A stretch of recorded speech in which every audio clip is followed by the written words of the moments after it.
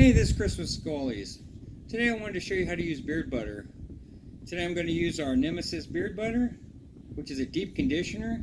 It's going to really soften up your beard hair and your skin, also provide a light hold, great for shaping. Let's get to it. I'm going to start by scooping out a dime size amount. It also depends on the size of your beard. If you have a bigger beard, use more. Now, rub it in your palms, and it's going to heat up and break down straight to oil. Start at the bottom of your beard, underneath. Make sure you get all your beard hairs really good. Get it in there. Don't forget your mustache. This is going to really soften your beard. It's a great deep conditioner. Today I'm using a kink comb. Start from the underneath, the sides.